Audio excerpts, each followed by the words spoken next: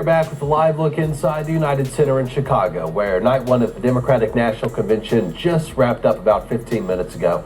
President Joe Biden delivered the keynote address following speeches from First Lady Jill Biden and Hillary Clinton. ABC's Christiane Cordero has highlights. Almost 1 month to the day since he dropped out of the race. Tonight, President Joe Biden receiving a raucous welcome and passing the torch to his VP.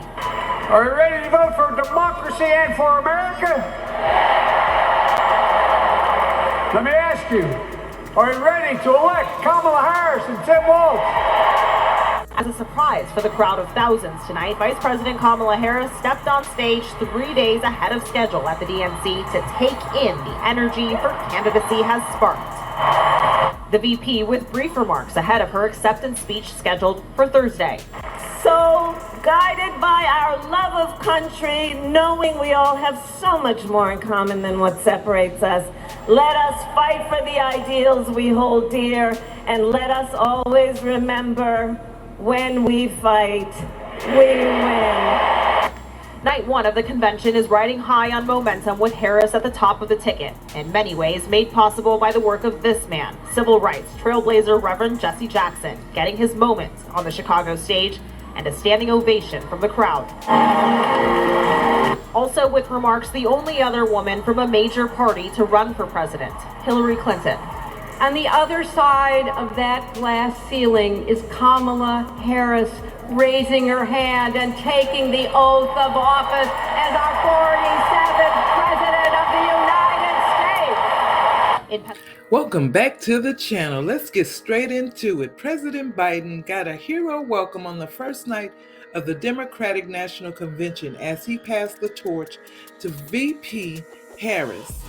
I made a lot of mistakes in my career, but I gave my best to you for 50 years, Biden told the cheering Chicago crowd. They gave him a 5-minute standing ovation.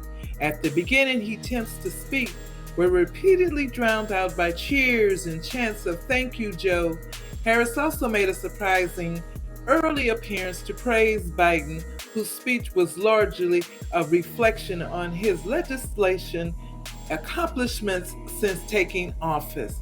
But meanwhile, outside, thousands of protesters marched in Chicago against Israel's war in Gaza. As the DNC kicked off yesterday, Chicago Police Superintendent Larry Snelling said the department had a respectful working relationship with protest leaders and looked forward to supporting the march right off of free speech without a problem.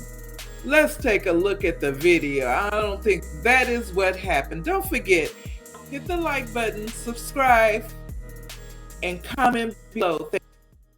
Hey guys, I'm here. So we have now several reporters and camera folks have now come across the fence so we can give you a different vantage point.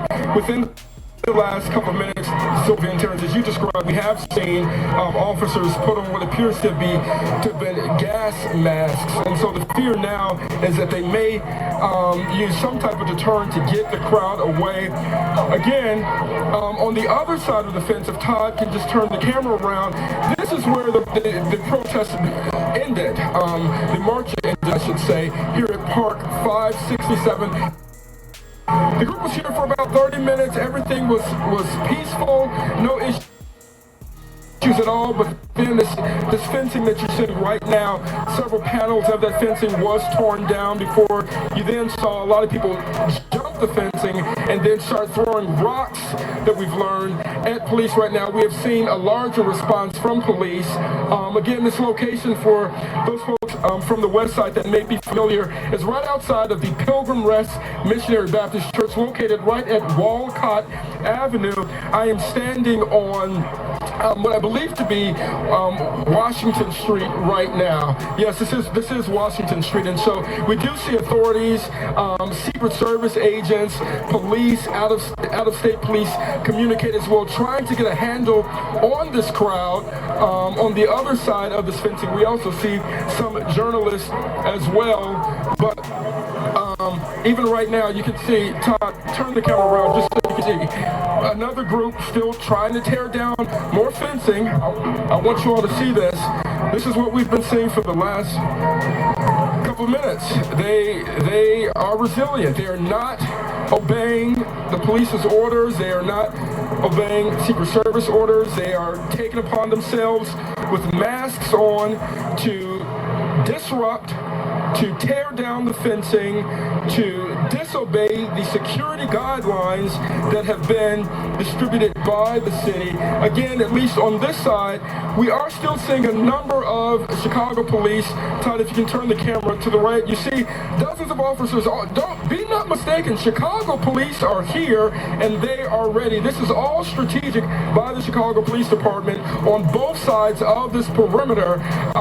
They have not moved here yet to move this crowd, but they will not let them get past this fencing into the United Center. Again, for those unfamiliar with this area, we are probably 2 blocks north of the United Center where fencing has been erected. As we've just shown you over the last 10 minutes or so, several of the fencing panels has been torn down by these agitators, some with bats in hand, many of them with their faces covered. I will tell you from covering some of these events previously, we've been able to recognize the agitators by the ones who typically may cover their face, right? And they don't want to be on camera, they don't want to talk to you. I'm not saying that's everybody, but from what we've seen today, the ones that are causing the disruption, the vandalism, the violence, these are folks with their faces covered. I don't know which group they are a part of. They're not really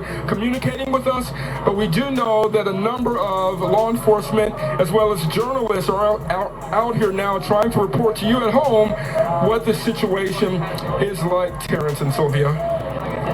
Nate, you know, as we watch this, it was, and you're live, and we're on the news live, and the fencing was up, and all of a sudden it wasn't anymore. It's not so much that the fencing was not put up properly or came down easily, is it? These people came with things in their backpack to make this happen.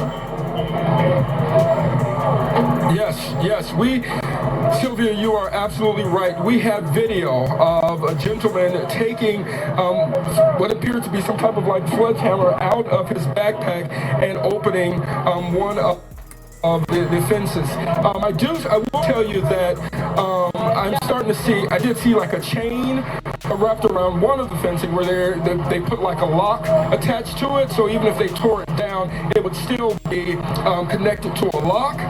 But police are right now still working to disperse the crowd. We have not seen, just to be clear, we have not seen police at all agitate the situation in terms of fighting back or anything like that. We saw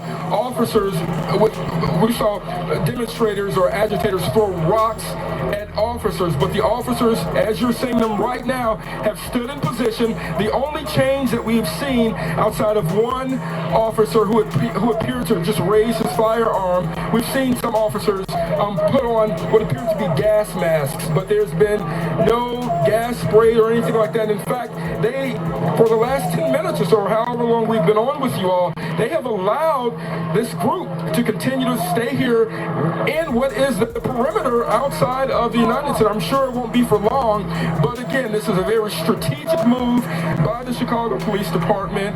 Superintendent Larry Snelling has said all along leading up to this that they've trained for this, that they have prepared, and so all of their responses, they want Chicagoans to know, not just Chicagoans, but delegates, all of the visitors to our city. They want folks to know that they are indeed safe and they have a handle on this.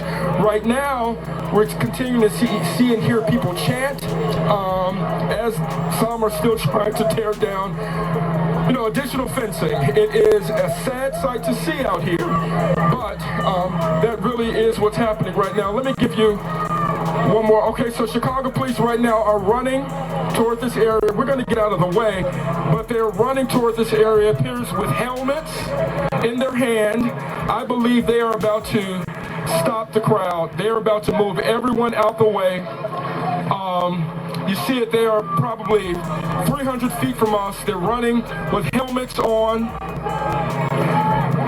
I'm sure to move us out of this perimeter, and so we're going to keep the camera on this, but we're going to just move out of the way. Give us 1 second, guys, as we move.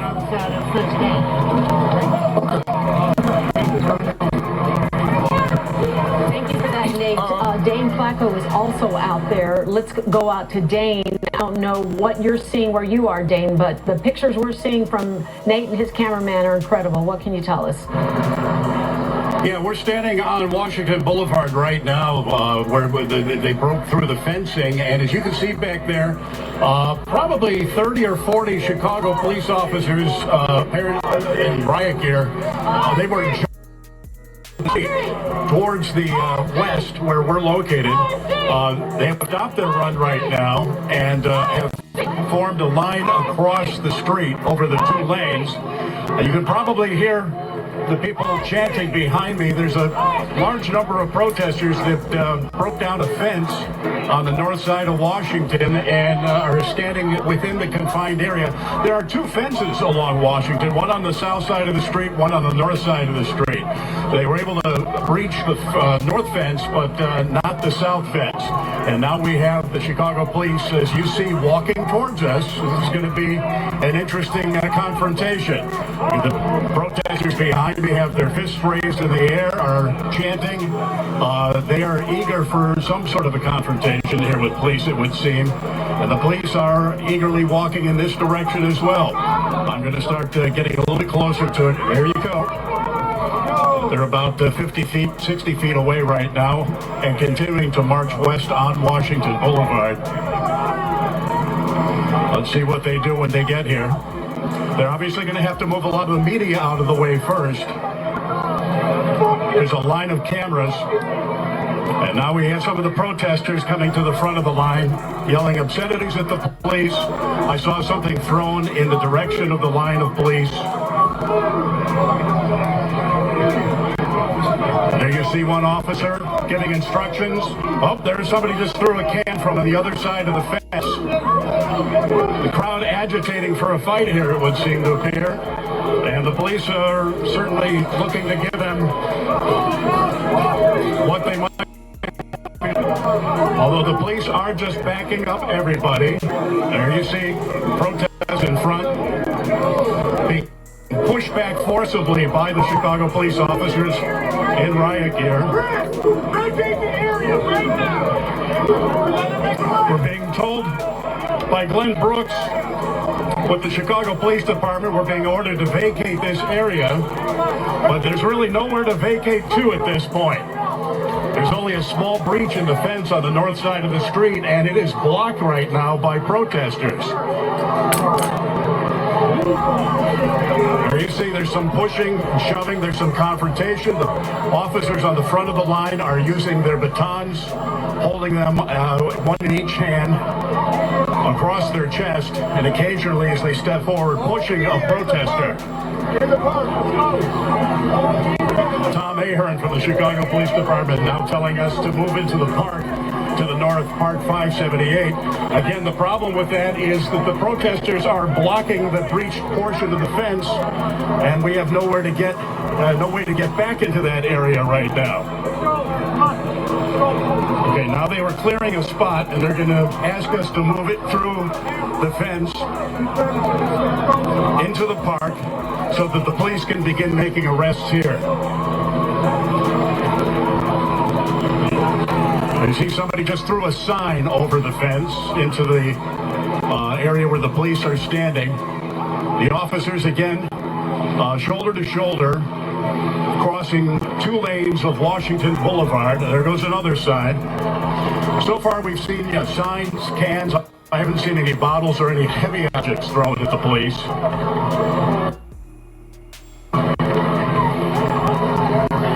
Behind me, which you can't see right now, there's just as many officers behind us as there are in front of us.